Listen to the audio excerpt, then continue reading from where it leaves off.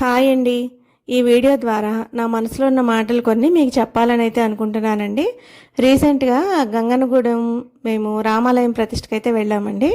అక్కడ ఒక ఇద్దరు కలిసారు. ఒకరైతే మీరు రీల్స్ చేస్తారు కదా అని అయితే అడిగారు. ఒకరైతే మీది జాలిపూడి వంటిల్లు కదా అని అయితే అడిగారండి. అలాగే మేము మాదేపల్లి శివాలయంకి వెళ్ళాము. అక్కడ పంతులు గారి భార్య కూడా మీరు చేస్తారు కదా యూట్యూబ్ అని అయితే అడిగారు. అసలు ఎంత హ్యాపీ అనిపిస్తుందోనండి. అలాగే మా ఊర్లో జాతర జరుగుతుంది కదా, జాతర దగ్గర కూడా కొంతమంది మీ వీడియోస్ చూస్తామండి, బాగుంటాయి, లైక్ చేస్తాము, ఇంకా ఈ వీడియో ఎప్పుడు పెడతారు, ఈ వీడియో ఎప్పుడు పెడతారు అని అయితే అడుగుతున్నారు. అసలు ఎంత సంతోషం అనిపించిందోనండి. అలాగే మీ వాయిస్ బాగుంటుందని కూడా అంటున్నారు. నాకైతే భలే అనిపిస్తుంది. నా వాయిస్ని ఇష్టపడే వాళ్ళు కూడా ఉన్నారా అని అయితే అనిపిస్తుందండి. మీ ఆదరణ, అభిమానం ఎప్పుడు నాపై ఇలాగే ఉండాలని నేను మనస్ఫూర్తిగా కోరుకుంటున్నానండి.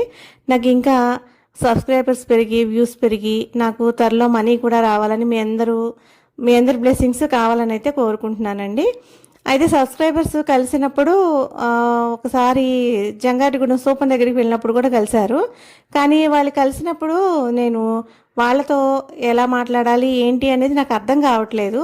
కొంచెం షాక్లో ఉండి కొంచెం ఇబ్బందిగా అయితే ఫీల్ అవుతున్నాను.